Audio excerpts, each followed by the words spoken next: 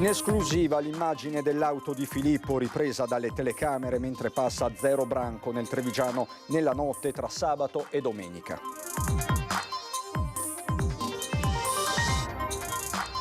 Giulia è stata trattenuta contro la sua volontà, questo è certo, a dirlo l'avvocato della famiglia Cecchettin mentre si sta stringendo il cerchio delle ricerche. I genitori di Filippo Turetta sono stati in caserma dei Carabinieri a Teolo, nessun dettaglio per quanto riguarda gli spostamenti dell'auto che sembra però ancora in movimento, come dice il papà. Doveva essere un giorno di festa oggi al Dipartimento di Ingegneria di Padova, ma la laurea di Giulia non c'è stata, le parole dei professori: Giulia, ti aspettiamo. Narcotraffico tra Italia e Albania nel blitz di questa mattina della Procura di Venezia, 19 gli arresti eseguiti dalla Guardia di Finanza a Eraclea e Musile, le basi di stoccaggio della droga. Dal parrucchiere per sostenere con il 50% del ricavato il centro antiviolenza Donne di Venezia, l'iniziativa appoggiata da Caparsetti, promossa oggi da un noto salone del centro di Mestre. Bentrovati, buonasera telespettatrici, telespettatori di Antenna 3. In apertura di questa edizione veneziana dei nostri telegiornali, ancora una volta il caso di Giulia e Filippo. I frame di una targa system ci portano a Zero Branco, a cavallo tra Treviso e provincia di Venezia, dove per noi ci sono Anna De Roberto e Simone Merlo. Buonasera Anna. Buonasera Cristian, e a Zero Branco le ricerche hanno dato esito negativo. La notizia che vi possiamo dare è arrivata davvero da pochi minuti. Si è cercata Giulia anche alle chiuse del fiume Zero. Perché Zero Branco? Perché giustamente, come hai detto tu, le immagini delle telecamere del targa system di sorveglianza del centro di Zero Branco hanno immortalato la macchina di Filippo, che è transitata esattamente a 00:43 nella notte tra sabato e domenica. C'è quel frame che possiamo mostrarvi in esclusiva e Zero Branco è il primo comune della provincia di Treviso in cui si è registrato il passaggio di questa automobile. Direzione Maserata, probabilmente il posto di comando che vedete alle mie spalle, che ha coordinato tutte le forze dell'ordine nella giornata di oggi per le ricerche, come dicevo, alle chiuse del fiume Zero, ma poi anche carabinieri, polizia locale, guardia di finanza hanno setacciato ad occhio nudo tutte le direttrici attorno alle quali si sviluppa sostanzialmente la Nualese, che è la strada in cui è installata appunto la telecamera che ha immortalato la macchina di Filippo, e questo stesso posto che vedete alle mie spalle sarà smantellato a partire dalle 20 di questa sera e probabilmente riposizionato nel comune di Maserata domani. Dunque si va verso la direttrice del Piave, ma vi facciamo vedere questa immagine in esclusiva, e vi facciamo anche sentire in apertura le parole di Elena, la sorella di Giulia, e di Papagino, la loro disperazione, il loro ennesimo accorato appello. Guardate il servizio. 00:43, Zero Branco. Eccola in questa immagine che Media Nord-Est può mostrarvi in esclusiva, l'auto guidata da Filippo Turetta, la grande punto nera targata FA015YE, che nella notte tra sabato e domenica è stata registrata dalle telecamere di videosorveglianza.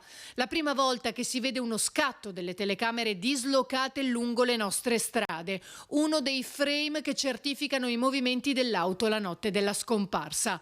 A solo poco più di un'ora di distanza dal passaggio nella zona industriale di Fossò, registrato alle 23:30, poco distante da dove sono state ritrovate le chiazze di sangue la cui provenienza non è ancora stata accertata. È buio, quindi non si riesce a capire chiaramente quante persone ci siano all'interno dell'auto, se una o due, ma proprio il passaggio in questa zona, dove sembra essersi fermata più a lungo, oggi si sono concentrate le ricerche di carabinieri e vigili del fuoco. Proprio oggi, nel giorno in cui Giulia si sarebbe dovuta laureare e poi festeggiare con la sua famiglia e gli amici. Noi speriamo sempre che ritorni e cioè non è neanche tanto per la laurea, più ormai, nel senso, a me non importa della laurea, mi basta vederla. Sul cancello dell'abitazione in via Aldomoro a Vigonovo, Elena ha voluto ugualmente appendere i fiocchi rossi, perché questa è la giornata di Giulia, quella che lei attendeva da tempo e che oggi, come ha detto il papà, andava festeggiata.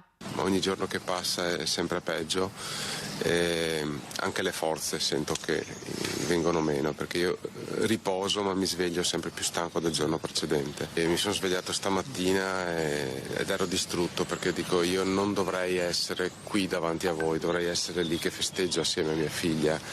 Questo non può essere, no? Nella vita di tutti noi, cioè, un momento di felicità trasformarsi in un momento di dolore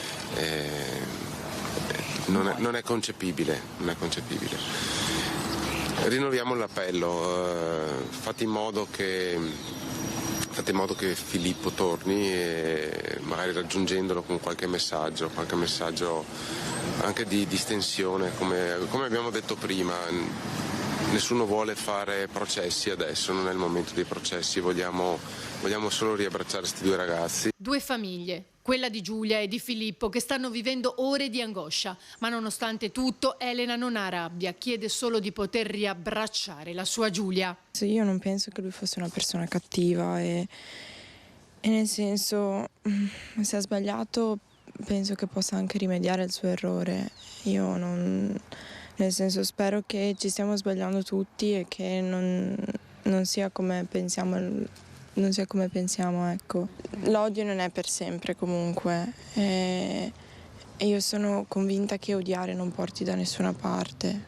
Io però appunto ho un'unica priorità, che è sapere dov'è mia sorella, tutto il resto non importa. Qualsiasi cosa che sia successa o che succederà non è la mia priorità, ecco. Io più passa il tempo più non so che cosa pensare di questa situazione, quindi io sento solo tanto la sua mancanza e il dolore di non sapere dove sia e se sta bene. Un tempo che passa, siamo al quinto giorno, ricerche appunto nella Marca Trevigiana ma anche nella provincia di Pordenone. Vi facciamo ascoltare nel prossimo servizio la mappatura, la geografia delle ricerche per come si stanno dispiegando e poi anche le parole dell'avvocato. Sentite.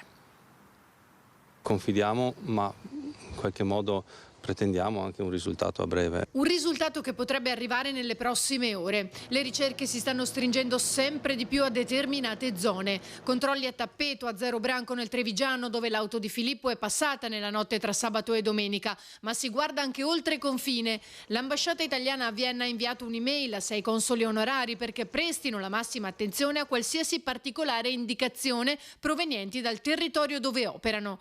Un appello lanciato perché l'auto potrebbe esservi transitata tra domenica e lunedì, zone che Filippo, appassionato di trekking e di prove di orientamento senza mappe, sembrerebbe conoscere bene. Di qui un appello dell'avvocato di famiglia a chi la strada la vive ogni giorno. I punti dove più probabilmente può passare o fermarsi un'autovettura sono quelli, le persone che possono avere più probabilità di individuare un'autovettura sono quelle che vivono sulla strada e lavorano sulla strada, come ad esempio i camionisti, ma anche tassisti, eccetera. Nuovi controlli poi ancora nelle zone della Riviera del Brenta, dopo un briefing in mattinata tra vigili del fuoco e carabinieri a Dolo per coordinare le operazioni. La città metropolitana di Venezia ha messo a disposizione dall'alba 60 volontari di protezione civile. Oltre che con l'utilizzo dell'elicottero e lungo il fiume Brenta, le ricerche dei vigili del fuoco si sono concentrate con l'unità cinofila anche nelle campagne limitrofe. Una segnalazione a Fiesso d'Artico con esito negativo, mentre i carabinieri avrebbero trovato a Stigliano di Santa Maria di Sala alcuni brandelli di un vestito sull'argine del fiume Muson che hanno poi repertato. Una cosa però è certa, ribadisce il legale della famiglia Cecchettin. La convinzione della famiglia è quella che lei sia trattenuta contro la sua volontà. Questo è evidente perché dal primo momento in cui il babbo ha denunciato la scomparsa ha detto che lei non si sarebbe mai allontanata volontariamente. Quindi su questo voglio essere categorico, lei non può essere scappata da sola per fare una fuga di qualsiasi tipo. La ragazza è fuori casa contro la sua volontà, ma io sono ancora fiducioso che si possa risolvere bene la vicenda. Io la speranza certamente non la perdiamo, nella consapevolezza che è una situazione comunque molto preoccupante. Nuova convocazione invece questa mattina a Padova, siamo nel comune di Teolo per i genitori di Filippo che appunto sono stati ascoltati. Vi facciamo sentire le parole del papà.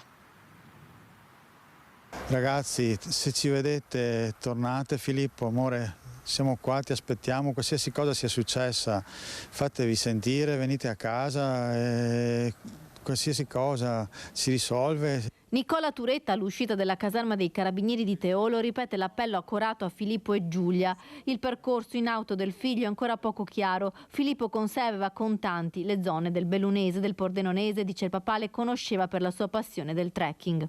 Purtroppo ancora non abbiamo nessuna novità, abbiamo sempre queste speranze che ci lasciano comunque ancora viva di trovarli, perché però anche queste segnalazioni non si ha ben capito quali siano quelle più reali, insomma, però sembra che ci sia la macchina comunque è in movimento, insomma.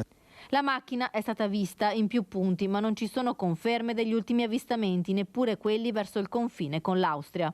Però le ricerche continuano e c'è la speranza che la cosa si risolva, che i ragazzi soprattutto tornino a casa, stiano bene. Sulla questione della laurea e la possibilità che Filippo fosse preoccupato per questo traguardo di Giulia, papà Nicola risponde così.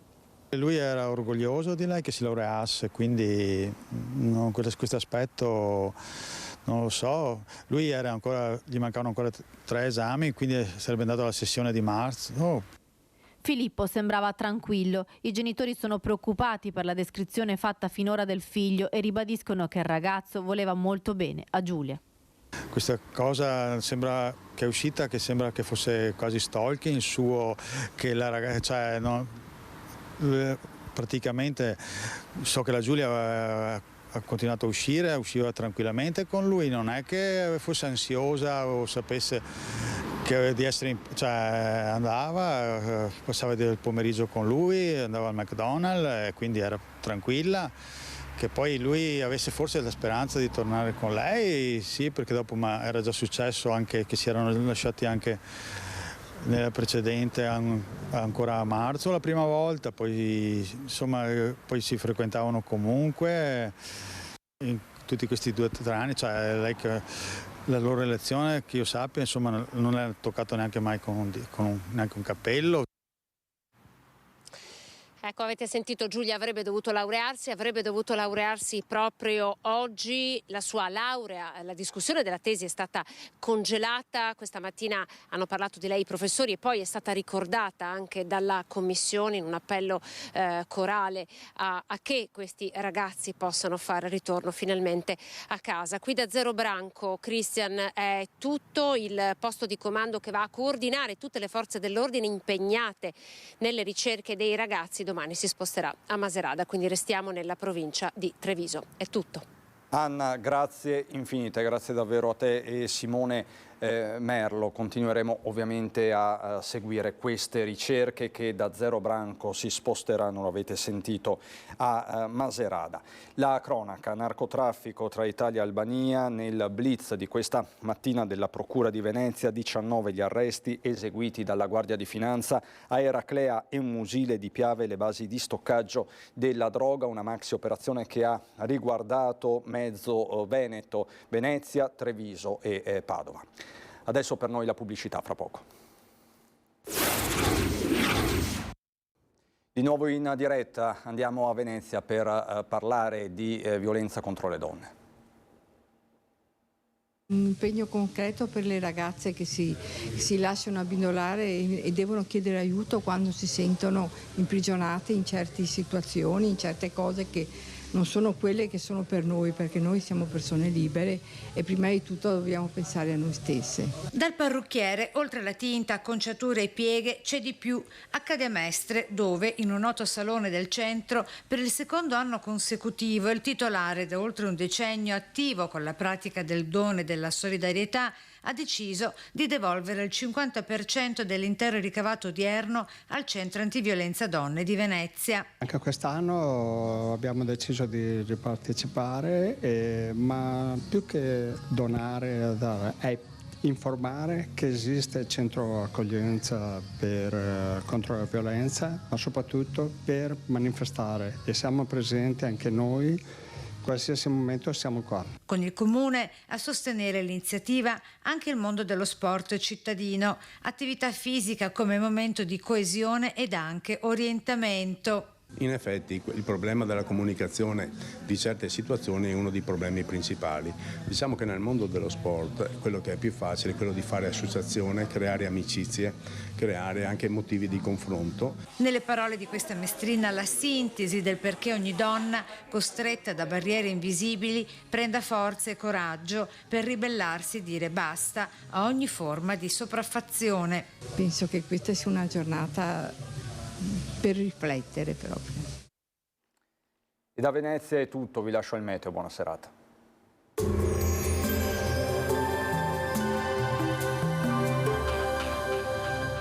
Per la tua casa vuoi sicurezza e comfort? Nel nostro showroom trovi serramenti efficienti e consulenza specializzata. Ti aspettiamo in via 13 Martiri 106 a San Donà di Piave.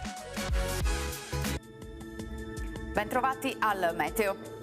Una veloce perturbazione transita sull'Italia, ma non coinvolgerà direttamente il nostro territorio, dove il tempo si manterrà buono. Vediamo il dettaglio di venerdì 17 novembre.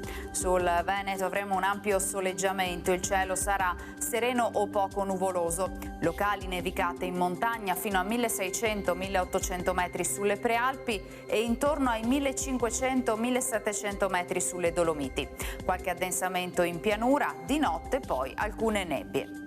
Temperature con andamento irregolare, minime sui 2-8 gradi, massime invece comprese tra 12 e 15 gradi all'incirca. Spostiamoci ora sul Friuli Venezia Giulia. Dapprima avremo tanto sole, a seguire e dunque dal pomeriggio aumento della nuvolosità, ma in genere senza fenomeni associati. Temperature minime fra 2 e 9 gradi, massime sui 12-15 gradi. Infine diamo uno sguardo alla situazione del Trentino Alto Adige, dove non mancherà qualche nevicata sui confini a nord, condizioni migliori altrove con più sole.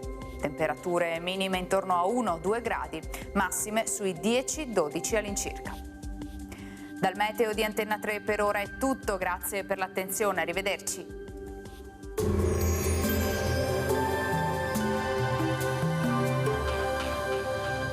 Per la tua casa vuoi sicurezza e comfort? Nel nostro showroom trovi serramenti efficienti e consulenza specializzata.